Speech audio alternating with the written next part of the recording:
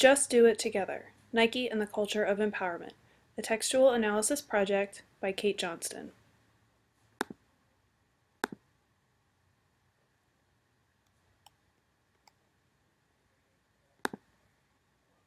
Ready? If you can find your toes, you can find your head with your toes. Here, with those guys, you know what? Say hi to Jesse. Find your rhythm.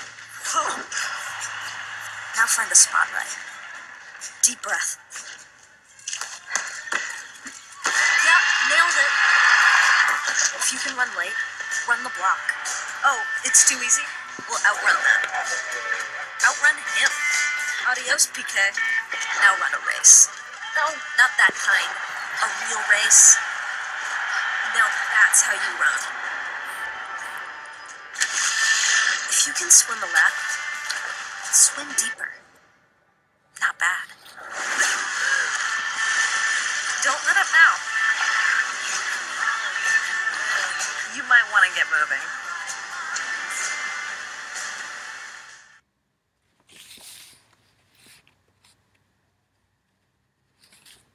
Nike regularly uses motivational campaigns such as the video you just saw to keep customers engaged and inspired to achieve greatness. Their tactics for promoting the Run Nike Women's series of half and full marathons is no different. In fact, the video you just saw was published on September 2nd to the Run Nike Women Facebook page as an encouraging reminder for women to keep pushing themselves in their training. What exactly is the Run Nike Women race series? Run Nike Women is a half and full marathon bi-yearly race series marketed to women that takes place in San Francisco in October and Washington, D.C. in April. According to Nike, the Nike Women's Marathon is the largest women's race in the world, with more than 250,000 women who have registered to run in the past 10 years. Founded in 2004 on the 20th anniversary of legendary distance runner Joan Benoit Samuelson's groundbreaking gold medal at the 1984 Olympics, the Nike Women's Marathon is more than just a race. It serves as a reminder that the marathon, or rather its organizers, have not always welcomed women with open arms. Women fought for the right to be able to toe the start line alongside men. Kathrine Switzer, the first woman to finish the Boston Marathon in 1967, actually had to do so under the guise of being male, registered as KV Schweitzer. What makes the Nike Women's Marathon different is more than just its demographics and cultural significance. According to Benoit Samuelson, Nike has created an inspirational and innovative race experience for women who are driven to play by their own rules and push the boundaries both in sport and in life. By creating the innovative race experience, Nike engages its participants from the moment they commit to the race to the moment they cross the finish line, and every moment in between. In this presentation, I will conduct a textual analysis of how communication presented by Nike creates a dynamic online community that mobilizes and motivates online presence into offline action.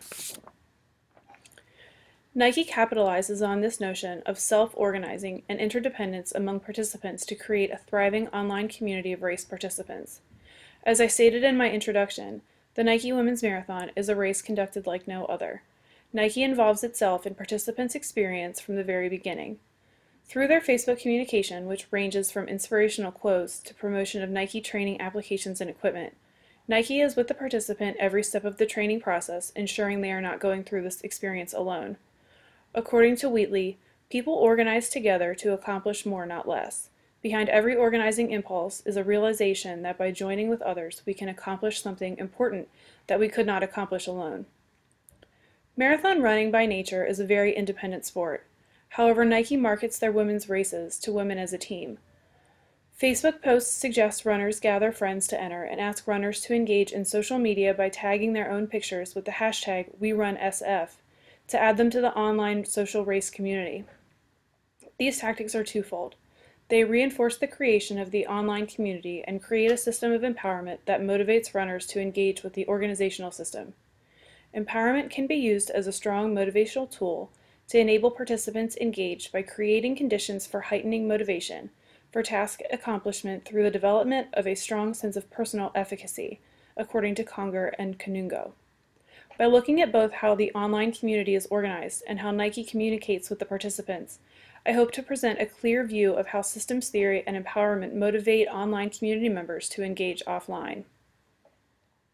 So how does this happen? First, let's look at weekly motivational posts from Nike. These posts serve as a way to reaffirm belonging to the online community.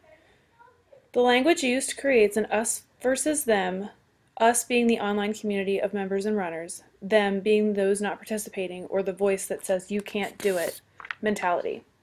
According to Wren et al., the presence of an outgroup and competition within it strongly enhances identity-based group attachment. Used in this fashion, Nike is reaffirming the bond between participants. As they train through the process together week by week, their affiliation to the group grows. Each mile they run solidifies that they will beat the voice inside their head each time. As the weeks go on, the group identity grows stronger, creating the online community system. Nike asks members to actively participate in the online system by tagging their photos and training runs with the hashtag WeRunSF. As Nike passes the virtual reins of group leader to the individual participants, they begin to self-organize and use their own experiences to build group identity.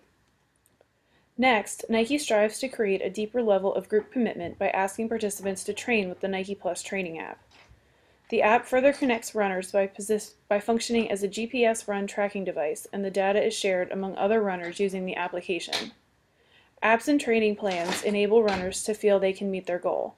By sharing information in the online app, runners can bond with each other over milestones and training successes. According to Wren et al., the more a member feels attached to a group or to individuals within the community, the more the member will feel attached to the larger community.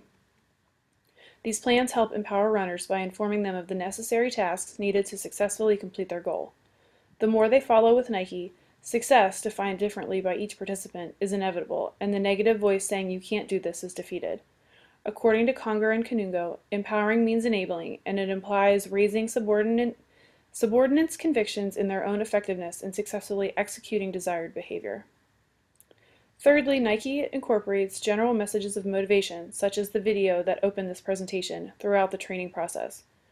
Rather than only engage with participants at certain times during the week or specifically in relation to Nike Plus, they keep participants motivated by encouraging them along the way. They remind participants to engage with members of the group and prove to themselves that they can, in fact, just do it. According to Wheatley, the more members are invested in an organization, the greater they will perform. Nike's constant reinforcing communication keeps participants invested in the group and motivated for success. And finally, what does this mean? It means that by creating an online community that values member participation and employing communication strategies founded on empowerment, Nike is able to motivate women that connect online to meet in San Francisco or Washington, D.C. each year with the common goal of finishing a full or half marathon. Beyond that, it means that Nike uses motivational messaging and empowerment theory to create a self-organizing and regulating group that values success. Without the combination of group interaction through social media, equipping members with the training plans necessary for success, and motivational imagery and messaging, Run Nike Women as we know it would not exist. In fact, evidence of that is shown through the fact that their race communication is done solely online. All race information is disseminated to participants through Facebook and training apps. If Nike's formula was not successful, there wouldn't be 30,000 women showing up to toe the line every October in San Francisco, ready to conquer the race. What does this mean for organizational communication as a whole? Further research can be done to connect how the tactics employed by Nike would be useful in a corporate setting to motivate employees for success. Also, further examination of the long-term implications of how strategies of empowerment affect group identity over time would be useful to establish if carrying these tactics into a corporate setting would be advantageous for employers. Thank you for your time.